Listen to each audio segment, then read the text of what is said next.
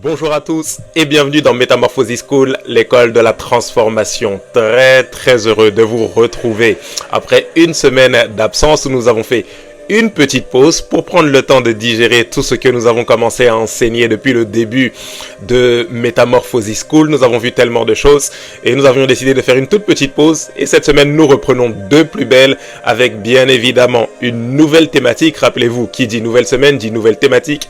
Cette semaine, nous rentrons dans l'école de la foi. Waouh!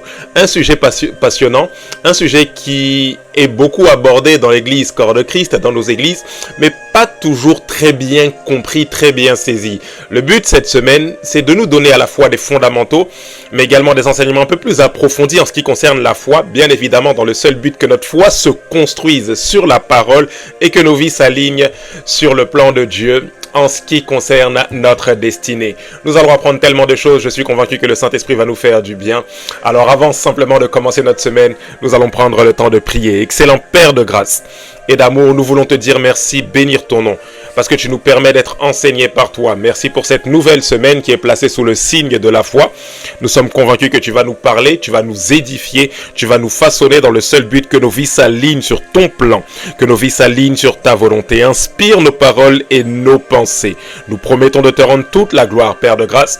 Dans le nom précieux de Jésus-Christ, nous t'avons prié. Que quelqu'un dise Amen, Amen, Amen. Bien évidemment, avant de poursuivre cette vidéo, tu prends le temps de la partager sur tous tes réseaux, sur X, sur Trend, sur Facebook, sur TikTok, sur Instagram, partout. Je suis convaincu que cette vidéo pourrait édifier un grand nombre de personnes dans ton entourage. En guise d'introduction, ce soir, nous allons aborder les mythes et les réalités à propos de la foi. Hébreux chapitre 11, verset 1, c'est notre passage biblique de référence. La Bible dit « Or la foi est une ferme assurance des choses qu'on espère, une démonstration de celles qu'on ne voit pas. » Je répète, « Or la foi est une ferme assurance des choses qu'on espère, une démonstration de celles qu'on ne voit pas. » Nous sommes dans Hébreux chapitre 11, verset 1. Je vais voir avec vous 5 mythes et réalités en ce qui concerne la foi. 5 mythes et réalités en ce qui concerne la foi. La première des vérités que j'aimerais amener à votre appréciation ce soir, c'est que la foi est indispensable à la vie de l'être humain. Je répète, la foi est indispensable à la vie de l'être humain. Vous devez comprendre une chose, Dieu a créé l'univers tout entier par sa parole. Selon qu'il est écrit, c'est par la foi que nous reconnaissons que l'univers, les mondes ont été créés par la parole de Dieu en sorte que ce qu'on voit a été tiré de choses qui ne sont pas visibles. En d'autres termes, la parole invisible de Dieu a amené à existence la matière. La matière a pour substance, a pour essence la parole. L'univers tout entier n'a pas été créé par le hasard, mais l'univers tout entier a été créé par la parole. Et l'être humain a été créé aussi par la parole. Voilà pourquoi lorsque Dieu a créé l'homme, l'homme qui fait partie de cet univers, l'homme qui fait partie de cette création divine, Dieu a dit, faisons l'homme à notre image. Ce qui a permis à l'homme d'arriver à manifestation, c'est le fait que Dieu ait prononcé une parole pour que l'homme soit à son image, selon sa ressemblance. Mais si nous voulons aller un peu plus loin, nous allons simplement reprendre les paroles de Jésus. Rappelez-vous, Jésus a dit cette parole qui est frappante, il dit « L'homme ne vivra pas de pain seulement, mais de toute parole qui sorte de la bouche de Dieu. » En d'autres termes, dans sa conception, lorsque Dieu a créé l'homme, il avait prévu que l'homme fonctionne avec sa parole à lui. L'être humain est créé de telle sorte à ce qu'il puisse fonctionner avec des mots. Et quels sont ces mots? C'est bien évidemment les mots que Dieu lui donne, la parole que Dieu lui transmet. C'est de cette manière-là que l'être humain était censé vivre, que l'être humain était censé fonctionner. Bien évidemment, avec la chute, il y a eu comme un bouleversement, mais l'être humain a gardé cette essence-là. Ce qui fait que ce qui bâtit nos vies aujourd'hui, ce qui fait que ce qui nous construit aujourd'hui, bien évidemment, c'est des paroles. Bien évidemment, c'est des mots. Nous grandissons, nous nous forgeons un caractère, nous nous forgeons une personnalité, nous forgeons notre destinée en fonction du type de parole que nous avons laissé rentrer dans notre cœur. Autant de paroles de découragement construisent une destinée décourageante, une personne avec peu d'espoir en l'avenir. C'est la parole qui vous construit, c'est la parole qui vous donne, qui communique à votre cerveau que vous devez vous réveiller. Votre cerveau communique ça à tous vos membres. C'est les paroles, c'est les mots qui vous disent « habille-toi de telle manière, mets ceci, mets cela ». L'être humain fonctionne avec des paroles. Parce que rappelez-vous, les pensées sont des paroles silencieuses. Donc quand vous pensez à faire telle ou telle chose, c'est les paroles auxquelles vous pensez qui dictent votre vie. Lorsque vous ruminez que vous n'arriverez à rien, vous vivez en fonction des paroles qui ont pénétré dans votre cœur. L'être humain ne peut pas se passer de la foi parce qu'il vit en fonction des paroles qu'il choisit de croire. C'est la raison pour laquelle vous allez voir que les politiciens sont prêts à débourser des milliers et des milliers pour se payer des conseillers en communication, pour avoir des attachés de presse, pour avoir des porte-paroles. Pourquoi? Parce qu'ils savent qu'ils seront écoutés, appréciés en fonction des paroles qu'ils auront données. C'est la raison pour laquelle même lorsque vous allez voter pour un homme politique, pour un président, avant même qu'il ait commencé à exécuter son mandat, vous votez pour lui. Pourquoi? Parce que vous ajoutez foi au programme qu'il vous présente. Il vous présente un programme et vous vous dites, je peux croire en ça. Je pense que ça peut être bon pour mon pays.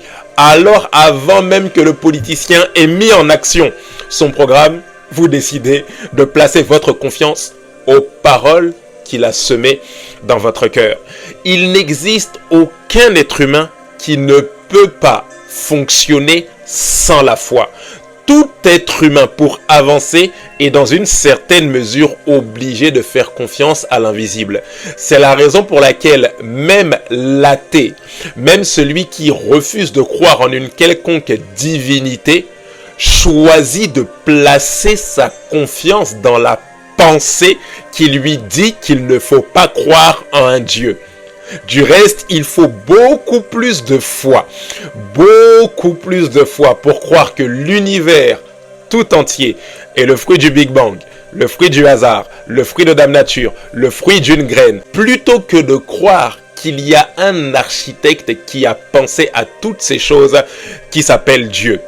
Oh, j'aime le dire de cette manière, si vous ne pouvez pas concevoir que le hasard, qu'une graine puisse former, créer un ordinateur, créer une tablette, comment est-ce que vous pouvez concevoir que l'univers tout entier, avec tout l'ordre qui y réside, est le fruit du processus de l'évolution d'une graine, ou le processus de Dame Nature, ou le processus du hasard?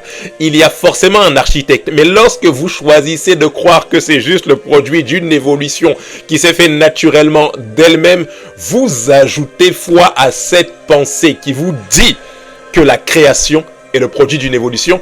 Donc vous manifestez une certaine forme de foi dans le sens où votre croyance se porte vers quelque chose que vous n'avez en réalité jamais vu. Il n'existe aucun être humain qui ne peut pas fonctionner, qui puisse fonctionner sans la foi. Tout être humain fonctionne avec la foi parce que Dieu nous a créés pour fonctionner avec la parole, tout simplement. Vous avez besoin de croire en ce que les hommes, en ce que vos proches disent. Au-delà de ce que vous voyez, à un moment donné, il sera exigé de vous que vous puissiez faire confiance à l'invisible. Voilà pourquoi il ne peut pas être possible pour l'homme de vivre sans la foi. Point numéro 2. La foi n'est pas de la pensée positive. Je répète, la foi n'est pas de la pensée positive. Oh, vous devez le comprendre, il n'existe aucune puissance surnaturelle dans la pensée positive. La pensée positive n'est pas quelque chose de mauvais, puisque lorsqu'on vous dit de penser positivement, vous pensez à des bonnes choses.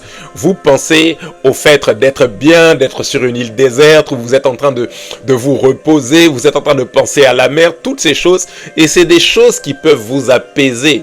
Mais dans la pensée positive, ne réside aucune puissance surnaturelle, aucune puissance de création. Parce que la puissance de la création réside dans la parole de Dieu. C'est la raison pour laquelle toutes choses ont été créées par la parole de Dieu. Si vous voulez avoir une foi triomphante, on va le voir tout au long de cette semaine, il ne faut pas penser positivement, mais il faut penser comme Dieu pense. Il faut penser avec le langage de Dieu. Ce qui active la puissance de Dieu, ce n'est pas la pensée positive, mais c'est le bras de la foi. Ce qui active la puissance de Dieu, c'est la foi dans ce que Dieu dit. Ainsi, vous comprenez que la foi n'est pas de la pensée positive, mais la foi, c'est placer sa confiance en ce que Dieu dit. Point numéro 3, la foi n'est pas de l'auto-persuasion. Je répète, la foi n'est pas de l'auto-persuasion. Vous devez comprendre une chose, l'auto-persuasion prend appui sur ce que vous vous forcez vous-même à penser. L'auto-persuasion, c'est se persuader soi-même que telle ou telle chose est la vérité. L'auto-persuasion, c'est se persuader soi-même que je vais bien. Je me persuade, voilà, je vais bien, ça va aller. Aujourd'hui, ça va. L'auto-persuasion n'est pas de la foi. Parce que pour qu'il y ait foi, il faut qu'il y ait parole de Dieu. Pour qu'il y ait foi, je ne parle pas de n'importe quelle croyance, d'une croyance générale, comme dans notre premier point. Mais pour qu'il y ait foi en Dieu, il faut qu'il y ait parole de Dieu. Nous allons le voir demain lorsque nous parlerons de l'essence de la foi. Mais pour qu'il y ait foi mise en action, il faut qu'il y ait parole de Dieu déclarée. Alors l'auto-persuasion, c'est se persuader de choses qui émanent de nos propres convictions, qui émanent de nos propres pensées. Mais la foi se base uniquement sur ce que Dieu dit. Ainsi, la foi n'est pas de l'auto-persuasion parce qu'il est possible que votre persuasion soit erronée, soit fausse. Il est possible que vous soyez sincère dans la chose sur laquelle vous essayez de vous auto-persuader, mais que cette chose soit fausse. De la même manière que si vous êtes sincère en avalant un poison, la seule chose que vous gagnerez ou que vous réussirez à faire, c'est de sincèrement vous mettre en danger de mort. Vous pouvez être sincère dans quelque chose de faux. Ce n'est pas pour autant que cette fausseté se changera en vérité. Vous pouvez être sincère dans une fausse conviction. Vous pouvez être sincère et vous auto-persuader dans quelque chose qui n'est pas vrai. Ce n'est pas pour autant que ce dans quoi vous avez choisi de placer votre confiance va se changer dans la vérité. Parce que la seule chose qui est vraie et qui ne varie pas, c'est la parole. L'auto-persuasion et la foi sont deux réalités qui sont littéralement opposées. Point numéro 4, et un point qui est très très important, la foi, ce n'est pas vivre dans le déni. La foi, ce n'est pas vivre dans le déni. Très souvent, nous avons cette mauvaise conception des choses et nous pensons que le fait d'avoir la foi, c'est le fait de nier la réalité. Le fait de se répéter « je ne suis pas malade » alors que la maladie est constatée, diagnostiquée. La foi, ce n'est pas le fait de nier la réalité. Mais la foi, c'est refuser de s'appuyer sur la réalité pour continuer à avancer. Bien souvent, nous commettons cette erreur de croire que la foi nie la réalité. La foi ne nie pas la réalité, mais la foi s'appuie sur la vérité de Dieu et non sur la réalité pour avancer. Alors lorsque vous avez la foi, vous ne dites pas « je ne suis pas malade », mais vous dites « la maladie est constatée dans mon corps », c'est la réalité, mais la vérité c'est que Christ a pris sur lui à la croix ma maladie. Ainsi, par ses meurtrissures, j'ai déjà été guéri. Mais pour que la guérison soit constatée, il faut que Christ manifeste cette guérison dans mon corps.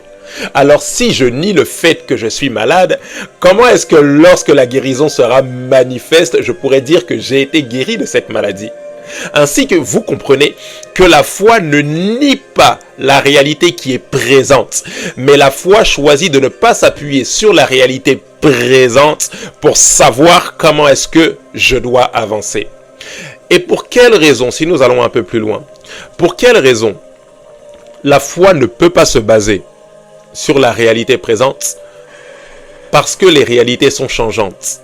Les réalités varient au gré des circonstances, les réalités varient au gré des sentiments, au gré des émotions. Un jour, vous vous sentez bien, un autre jour, vous vous sentez moins bien. Un jour, vous vous sentez aimé de Dieu, un autre jour, vous sentez dans vos émotions que Dieu ne vous aime pas. Un jour, vous sentez que vous êtes trop loin de Dieu pour que Dieu puisse vous pardonner. Un autre jour, vous vous sentez pardonné. Alors, si vous basez sans cesse votre foi ou votre marche en fonction des réalités présentes, vous vivrez constamment dans une forme d'instabilité spirituelle. Lorsque vous vous sentirez bien, vous aurez l'impression que Dieu vous aime. Lorsque vous vous sentirez mal ou que vous vous sentirez éloigné de Dieu, vous aurez l'impression que Dieu vous rejette ou que Dieu ne vous aime pas. Lorsque vous aurez l'impression d'avoir comme un glow-up spirituel, que vous êtes à 100% à fond, vous priez 1 heure, 2 heures tous les jours, vous méditez 3 heures, 4 heures, 5 heures, 6 heures par semaine, et lorsque vous ne le faites pas, vous aurez l'impression que vous êtes devenu beaucoup moins spirituel. Si vous passez votre temps à baser votre foi ou à baser votre vie sur vos réalités présentes, vous vivrez dans une instabilité spirituelle. Vous vivrez constamment dans une instabilité spirituelle. Mais lorsque votre vie ne se base pas sur la réalité, mais sur la vérité de Christ, alors votre foi ne varie pas. Alors votre foi ne bouge pas. Alors votre marche est constante. Pourquoi? Parce que la vérité de Dieu est constante. Ça veut dire que je me sente pardonné ou pas. Si la Bible dit car Dieu a tant aimé le monde qu'il a donné et que cette parole est avérée, ma confiance est placée dans cette parole-là. Ma confiance n'est pas basée sur la réalité de ce que je ressens dans mes sentiments ou dans mes émotions. Mais ma foi est basée sur ce que Dieu dit dans sa parole. Ainsi, je comprends que la réalité est certes présente. La réalité peut parfois même être pesante. La réalité peut se faire ressentir, mais la marche par la foi fait taire la réalité au profit de la vérité de la parole. Alors vivre par la foi, ce n'est pas nier que j'ai un problème au niveau des yeux, mais c'est choisir de placer sa confiance non pas sur ce que les médecins disent, quand bien même ce qu'ils ont dit est réel, mais choisir de placer sa confiance sur ce que Jésus-Christ dit de cette situation. Les médecins disent que mon problème de yeux est comme incurable, mais Jésus dit que par ses meurtrissures, j'ai reçu ma guérison. Alors lorsqu'un médecin me dit incurable, je dis ça c'est votre réalité. Mais la vérité de mon Seigneur, c'est que toute maladie a été prise sur lui par ses meurtrissures. Je ne nie pas la réalité, mais je ne m'appuie pas sur cette réalité pour pouvoir avancer. Point numéro 5, et c'est notre dernier point pour ce soir. La foi naît dans le cœur, mais se voit dans les actions. Je répète, la foi naît dans le cœur, mais se voit dans les actions. C'est une vérité qui est très très importante lorsque vous voulez comprendre cette histoire de foi. Vous devez le savoir, la foi a deux aspects. À la fois un aspect intérieur. C'est pour ça que la Bible dit la foi est une ferme assurance des choses qu'on espère. La foi comme une dimension invisible. Et l'invisible de la foi, c'est quoi? C'est la ferme assurance des choses qu'on espère, qui sont bien évidemment basées sur la parole de Dieu. Aspect intérieur, ferme assurance des choses qu'on espère. Aspect extérieur, démonstration de celles qu'on ne voit pas. Aspect invisible, ferme assurance des choses qu'on espère. Par la foi, je visualise ce que le Seigneur m'a promis et je crois à ça. Ferme assurance des choses qu'on espère. Démonstration de celles qu'on ne voit pas. En d'autres termes, ce sur quoi est basée ma foi motivera mes actions. En d'autres termes, je crois en ce que Dieu dit, je le manifeste dans mon quotidien. Je crois en ce que Dieu dit, alors je vis en fonction de ça dans mon quotidien. J'ai une ferme assurance que le Seigneur m'a libéré de tout péché. Alors lorsque la tentation à la fornication ou à l'impudicité toque à ma porte, je choisis de fuir en plaçant ma confiance dans la parole de Dieu. Je visualise par la foi que Dieu m'a promis que l'année prochaine, à la même heure, telle bénédiction arrivera dans ma vie. Alors dans mon langage, on sent à quel point je suis dans l'attente que quelque chose va arriver dans ma vie. Non seulement dans mon langage, mais également dans mon attitude. Je me consacre davantage à Dieu parce que je sais que lorsque le Seigneur apporte quelque chose de nouveau, une bénédiction nouvelle dans ma vie, c'est pour me faire passer à une autre étape et je dois m'y préparer. Ainsi, la foi a un aspect intérieur, invisible, une ferme assurance, une conviction qui émane de la parole de Dieu, mais comme je suis comme transporteur, comme enceinte de cette parole que Dieu m'a transmise, j'agis en fonction de ça. De la même manière que lorsqu'une graine est semée, lorsque un spermatozoïde est semé, et va se connecter à l'ovule, va comme faire fusion pour créer une cellule œuf, et qu'un enfant commence à grandir dans le ventre, la maman et toute la famille se préparent à recevoir l'enfant. De la même manière, lorsqu'une parole a été semée dans mon cœur et que je crois à cette parole-là, je vis en fonction de cette parole que j'ai reçue. C'est la raison pour laquelle, j'aime le dire, la foi se voit. Oh, vous devez exclure cette idée de la foi, c'est dans le cœur. Oui, la foi, c'est dans le cœur. Mais la Bible dit que c'est de l'abondance du cœur que la bouche parle. En d'autres termes, lorsque vous croyez, ça se voit à travers votre langage. Lorsque vous voyez, ça se voit à travers votre attitude. À travers votre attitude, votre langage, votre comportement, votre manière d'agir, on arrive à voir ce que vous croyez. On arrive à voir à ce dans quoi vous avez placé votre confiance. Lorsque vous avez cru, ça se voit à travers ce que vous faites. Lorsque vous avez cru, ça se voit à travers ce que vous dites. Lorsque vous avez cru, ça se voit à votre manière d'agir, à votre manière de vous comporter. Parce que la foi est à la fois une ferme assurance des choses qu'on espère, mais c'est en même temps une démonstration. En d'autres termes, lorsque j'ai cru, je le démontre. Lorsque Dieu a semé sa parole, que j'ai cru à cette parole et que c'est comme une bénédiction qui est en train de s'enfanter, ça doit se voir dans mes actions, que je suis dans l'attente que cette bénédiction puisse sortir et éclore. La foi se voit. Rappelez-vous l'exemple de la femme enceinte. De la même manière que la femme enceinte attend la sortie de l'enfant en préparant le berceau, en préparant tout ce qu'il faut acheter pour l'enfant, en faisant le trousseau, toutes ces choses-là, de cette même manière, lorsque Dieu a semé une parole et que vous avez cru à cette parole, ça se verra dans vos actions. Il est facile de voir si vous croyez. Il y a juste à regarder la qualité de votre langage. Lorsque vous êtes confronté à une situation difficile, une situation où vous êtes comme sollicité par la tentation, ça se voit à la manière dont vous parlez. Est-ce que vous vous dites, c'est plus fort que moi? Ou est-ce que vous vous dites, Christ m'a affranchi selon qu'il est écrit, si le Fils vous affranchit, c'est pour la liberté. Quel est votre langage lorsque le péché frappe à votre porte? Quel est votre langage lorsque les difficultés frappent à votre porte? Est-ce que vous vous dites, oui, les réalités sont tellement présentes, ça ne va pas dans la famille, ça ne va pas avec les enfants? Ou alors est-ce que vous vous dites, lorsque je suis faible, c'est alors que je suis fort? Est-ce que vous êtes en mesure de constater votre faiblesse tout en plaçant votre confiance à Dieu pour dire que lorsque je suis faible, c'est alors que je suis fort? Il est facile de voir si vous croyez véritablement, parce que c'est de l'abondance du cœur que la bouche parle. Et c'est à travers vos actions qu'on arrivera à voir ce qui se passe dans votre cœur. Voilà pourquoi Jésus pouvait encore dire que c'est du dedans que sortent les mauvaises choses. On peut aller encore plus loin. C'est du dedans même que sortent les bonnes choses. En d'autres termes, c'est de l'intérieur vers l'extérieur.